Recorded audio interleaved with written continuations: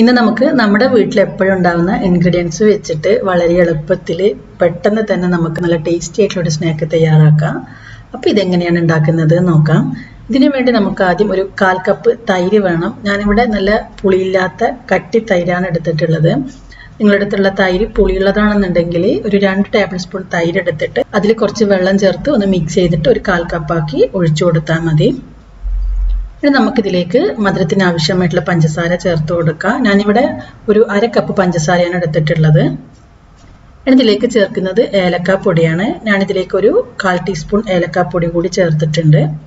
ഇത്രയും ചേർത്ത് നമുക്കിത് നന്നായിട്ടൊന്ന് മിക്സ് ചെയ്തെടുക്കാം. ഈ ഒരു തൈരും പഞ്ചസാരയും നന്നായിട്ട് മിക്സായി വരണം.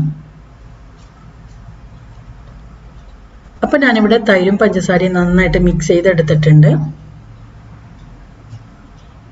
ഇനി ഇതിലേക്ക് 1 കപ്പ് മൈദ ചേർത്ത് ഒന്ന് മിക്സ് ചെയ്ത് കൊടുക്കുക. ഇപ്പോൾ നല്ല കട്ടിയായിട്ടാണ് മാവുള്ളത്. നമുക്കിതിലേക്ക് ആവശ്യത്തിന് വെള്ളം ഒഴിച്ചു കൊടുക്കണം.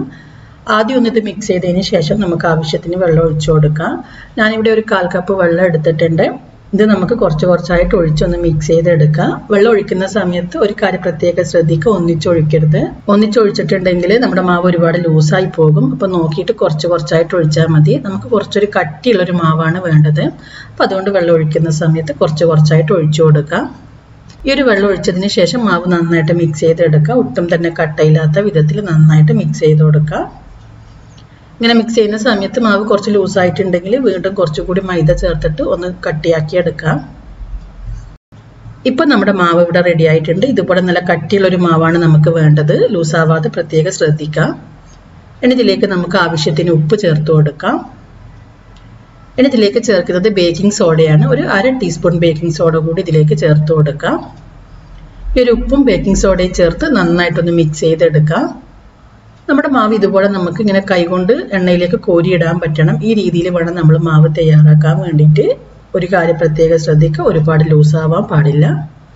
ഇപ്പം നമ്മുടെ മാവ് ഇവിടെ റെഡി ആയിട്ടുണ്ട്. ഇനി നമുക്കിതെങ്ങനെയാണ് ഫ്രൈ ചെയ്യുന്നത് നോക്കാം. ആദ്യം ഒരു പാൻ വെച്ച് പാനിലേക്ക് ആവശ്യത്തിന് ഓയിൽ ഒഴിച്ചു കൊടുക്കാം.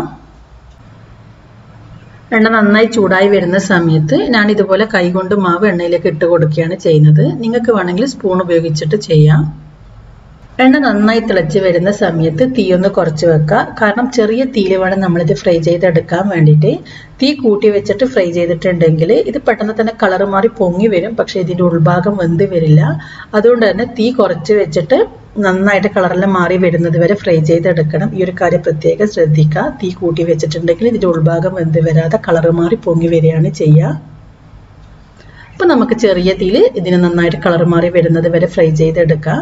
ഇതിൻ്റെ ഉൾഭാഗം വെന്ത് വരുന്ന സമയത്ത് ഇത് നല്ല വണ്ണം ഒന്ന് പൊങ്ങി വരും. അപ്പം നമുക്കിതിനെ തിരിച്ചിട്ട് കൊടുക്കാം.